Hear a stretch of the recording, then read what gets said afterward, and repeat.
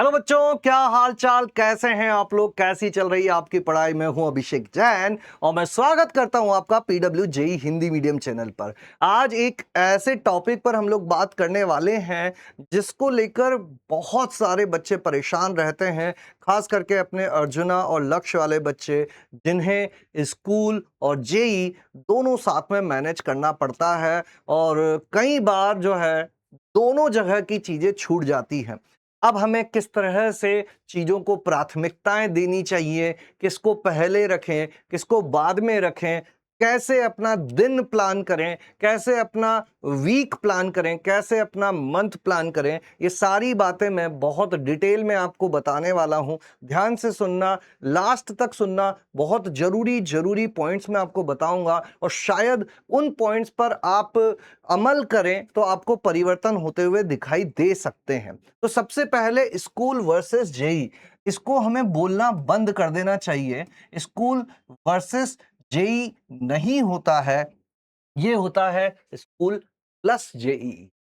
दोनों एक दूसरे के अगेंस्ट नहीं चलते हैं, दोनों एक दूसरे के साथ चलते हैं। हमें पहले तो यह मानना बंद करना पड़ेगा कि हमें किसी एक को चुनना है और दूसरे को छोड़ना है। नहीं, दोनों को साथ लेकर चलना होता है। किस तरह से साथ लेकर चलना है, क्या-क्या चीज़ों का पालन करना है, ये मैं कुछ क्रम में आपको बताता हूँ, है ना? कि आपको किस तरह से प्रायोरिटीज़ डिसाइड करनी है कि आप अगर डेली देखें तो सर हमारे लिए सबसे ज़्यादा महत्वपूर्ण क्या चीज़ होनी चाहिए। तो प्रायोरिटीज़ कैसी रहने वाली है? सबसे पहली प्रायोरिटी आपके लिए होनी चाहिए आपकी जेईई की क्लास, यानी कि आपकी रेगुलर फिजिक्स वाला में जो क्लासेस हो रही हैं, और डीपीपी। अब ये क्या चीज़ है ना? थोड़ा-सा एक-एक करके अपन समझते हैं। अगर आपने बैच ज्वाइन कर लिया है, आप लक्ष्य या अर्जुना में हैं, तो आपको पता ही होगा कि आपकी डेली 4 बजे से 8 बजे तक क्लासेस होती हैं, है ना? अगर अभी तक आपने बैच ज्वाइन नहीं किया है, बैच ज्वाइन करने के बारे में सोच रहे हैं, तो भाई जल्दी करो, मतलब किसका इंतज़ार कर रहे हो, आई डोंट नो, है ना? जितना जल्दी करोगे उतना बेहतर रहेंगी चीज़ें। अभी 28 जून को 2.0 भी लॉन्च हो रहे हैं। तो अगर अभी भी ये डिसाइड नहीं कर पा रहे हो तो ये आखिरी मौका है ना? अब जिन बच्चों ने ज्वाइन कर लिया है वो बच्चे ध्यान से सुने। सबसे पहली प्राथमिकता आपको देनी है जेईई क्लास को। का क्या मतलब है? देखो, आपकी क्लास कितनी बजे से होती है? 4 बजे से लेकर 8 बजे के बीच में आपकी क्लास होती है। चलिए मान लेते हैं सर क्लास खत्म होते-होते 8:30 बज जाती है, ठीक है? अब आपको क्या करना है, इस चीज़ को कभी नहीं, आप चाहें तो स्कूल जो है उसको थोड़ा मैनेज कर सकते हैं। स्कूल में अगर आपको लग रहा है कि आप थोड़ा-सा समय बचा सकते हैं तो वहाँ से बचा सकते हैं, है ना? लेकिन कभी भी जो रेगुलर जेईई की क्लास है आपकी, उसको नहीं छोड़ना है। इसका कारण मैं बताता हूँ कि जेईई का जो सिलेबस होता है ना बेटा, वो कंटीन्यूअस सिलेबस होता है। वो ऐसा नहीं कि आज की क्लास में आए अपन और आज की क्लास सीख कर चले गए। कल एक नई बिल्कुल इंडिपेंडेंट चीज़ शुरू होने वाली नहीं है। अगर आपने आज की क्लास मिस कर दी, तो आप कल क्लास को समझने में खुद को थोड़ा-सा परेशान महसूस करेंगे। तो चाहे जो हो जाए, आपको क्लास डेली अटेंड करना है। मिनिमम रिक्वायरमेंट है डेली क्लास अटेंड करना।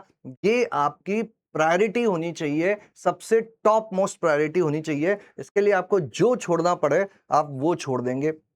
2 साल के लिए आपको थोड़ा-सा जो अपना सोशल लाइफ है, उसका तो त्याग करना ही पड़ेगा, है ना? पार्टीज़ में जाना, बर्थडे पार्टी, फंक्शन, शादी-ब्याह, खेल-कूद थोड़ा-सा साइड में रखना पड़ेगा। किसी बड़े मिशन के लिए निकले हो आप, है ना? तो डेली 4 से साढ़े 8 तो आपको रखना ही रखना है। प्लस अब ये साढ़े 8 के बाद मैं ये कहूँगा कि मान लीजिए आप खाना-वाना खा-खुआ के साढ़े 9 बजे पढ़ने बैठे, साढ़े 9 से साढ़े 12 एटलीस्ट 3 घंटे प्रतिदिन आपको जेईई को देने हैं एक्स्ट्रा में। उसमें आप चाहें तो आपका पुराना बैकलॉग कवर करें, डीपीपी करें, शॉर्ट नोट्स बनाएं, जो बेयर मिनिमम, जो मिनिमम काम आप कर सकते हैं वो करें। ये 4 बजे से लेकर साढ़े 12 बजे तक का समय प्रतिदिन आपका जेईई को, यानी कि अपनी पीडब्ल्यू की क्लास को ही समर्पित होना चाहिए। 4 बजे से पहले आपका पूरा समय स्कूल के लिए है। पहली चीज़ हो गई, प्रायोरिटी नंबर 1 समझ में आ गया आपको। अब सर स्कूल का क्या करें? तो देखो, आप जब स्कूल जा रहे हो, दूसरे नंबर पे स्कूल के इम्पोर्टेंट काम आपको करने ही हैं। मतलब आपको स्कूल में जो भी काम दिया जा रहा है, अगर वो अपने रेगुलर क्लास से रिलेटेड है, तब तो बहुत बढ़िया काम हो गया। नहीं भी है, तो भी आपको जो इम्पोर्टेंट वर्क है, जैसे कोई प्रोजेक्ट आपको दिया, कोई असाइनमेंट आपको दिया है ना? कोई टेस्ट आपका स्कूल में हो रहा है, या आप हिंदी, इंग्लिश पढ़ना ज़रूरी है, देखो 75% लाने हैं, वो पढ़ना ज़रूरी है, 12वीं वालों को तो ख़ास करके। तो दूसरे नंबर पर आता है आपका स्कूल का इम्पोर्टेंट वर्क, जो आपको सुबह अब 12:30 पे सो जाओगे, मैं बोल मान लेता हूँ कि 7 घंटे की नींद आप ले रहे हो, 7:30 पे उठ रहे हो, तो 8:30 बजे से लेकर आपका ये जो भी 3 बजे तक का समय है, आप ये पूरी तरह से स्कूल को समर्पित रखें, आप वहाँ की क्लासेस अटेंड करें। अब इसका क्या अर्थ हुआ? ऐसा नहीं कि सर स्कूल में काम नहीं था, फिर भी हम वहाँ फ्री बैठे हुए थे।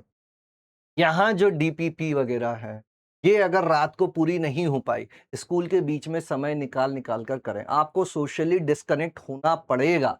अगर आपके दोस्त जो जेईई की तैयारी नहीं कर रहे हैं, वो घूम रहे हैं, उन्हें घूमने दो।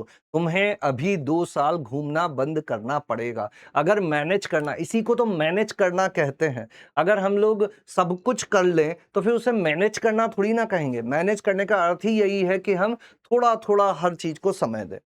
तीसरे नंबर पर आता है बैकलॉग। फिर यही बोल रहा हूं कि अगर यहां से जितना टाइम बचा पाओगे, उतना टाइम तुम बैकलॉग को कवर कर पाओगे। और एक्स्ट्रा चीजें जो दी जाती है, जैसे आपको मॉड्यूल से होमवर्क दिया गया है, या और किसी भी माध्यम से आपको प्रैक्टिस शीट दी गई है ना? अपना जेई मेंस के पीवाईक्यूज दिए गए हैं, रेप्लिका शीट दी गई है।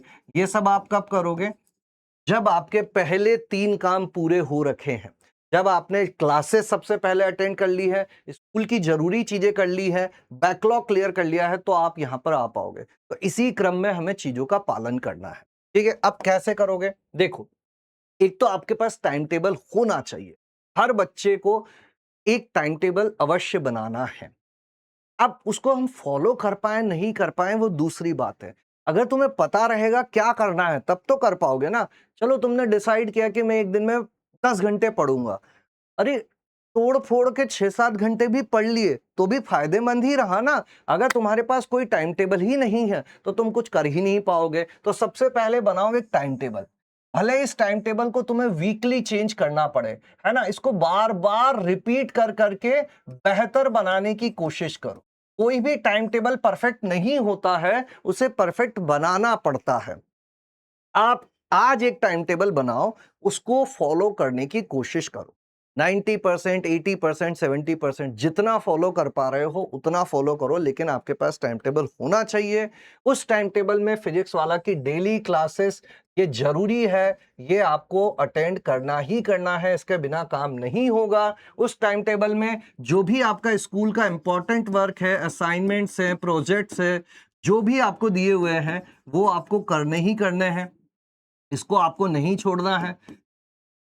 और सबसे जरूरी चीज जो है, बैकलॉग। ये आपके चाहे डेली टाइम टेबल का हिस्सा ना हो, लेकिन ये आपके वीकली टाइम टेबल का हिस्सा होना चाहिए कि मैं संडे संडे जितना भी मेरा बैकलॉग हुआ है उसे कवर कर लूंगा। इन 4 चीजों को अपनी पढ़ाई का हिस्सा बनाओ। टाइम टेबल जरूरी है, फिजिक्स वाला क्लासेस जरूरी है, स्कूल के जो इंपॉर्टेंट टास्क है, स्कूल वर्क इंपॉर्टेंट वाले असाइनमेंट है, कोई प्रोजेक्ट देना है, कोई अपना हिंदी इंग्लिश का क्लासेस है, थोड़ा मैनेज करो, है ना? ऐसे एकदम छोड़ना नहीं है, 75% जरूरी है हम लोग। अब आते हैं हम लोग लास्ट चीज पर।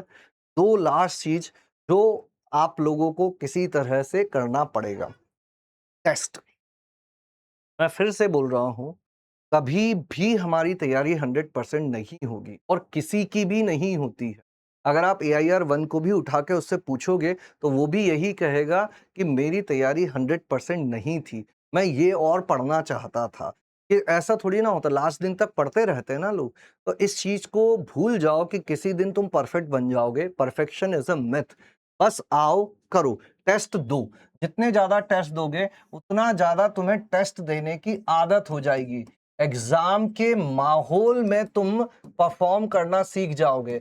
बहुत सारे बच्चों को मैंने देखा है, वो कहते हैं कि सर घर पे सवाल हो गया, एग्ज़ाम में नहीं हुआ। क्यों? क्योंकि आपने एग्ज़ाम दिए ही नहीं थे।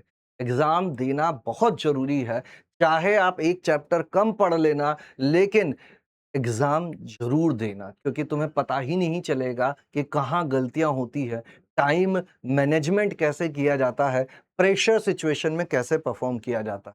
और सबसे इम्पोर्टेंट चीज़ जिनको नहीं पता है, आप लक्ष्य और अर्जुना में हैं, तो आपको एक प्लस बैच दिया हुआ है। वो प्लस बैच प्रैक्टिस करवाता है। अर्जुना प्लस, लक्ष्य प्लस। इन बैचेज़ में आपको बैकलॉग कवर करवाए जाते हैं।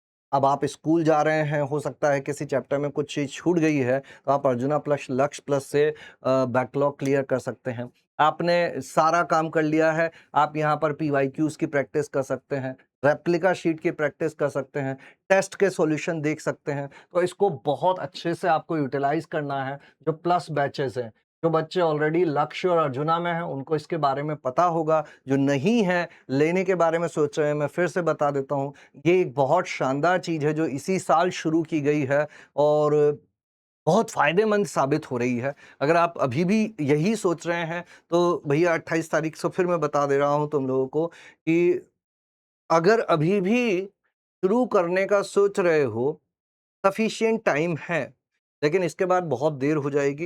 ये बढ़िया-बढ़िया चीज़ें आप लोगों के लेकर आए हैं, उनका यूज़ करो। जो बच्चे 11th में हैं, 12th में हैं, उनको स्कूल और जेईई अलग-अलग नहीं मानना है, दोनों एक-दूसरे के हाथ में हाथ डालकर चलेंगे। सबसे ज़रूरी चीज़ है, टाइम टेबल बनाना है एक, फिज़िक्स वाला के क्लासेस अटेंड करनी है, बैकलॉग नहीं होने देना है और स्कूल का जो भी इम्पोर्टेंट काम है, वो हमें अवश्य रूप से पूरा करना है। ठीक है? चलिए, इसके साथ इस सेशन को मैं यहीं समाप्त करता हूं। अगर आपके और कुछ डाउट्स हैं तो कमेंट बॉक्स में ज़रूर बताइएगा। आज के लिए इतना ही, मिलेंगे अगले सेशन में कुछ और क्वेरीज़ के साथ। तब तक के लिए थैंक यू, धन्यवाद, टाटा, बाय-बाय, गुड नाइट, स्वस्थ रहें, मस्त रहें, खुश रहें, पानी पीते रहें, अच्छा खाएँ और सबसे ज़रूरी चीज़ प्यार लुटाते रहें। Thank you.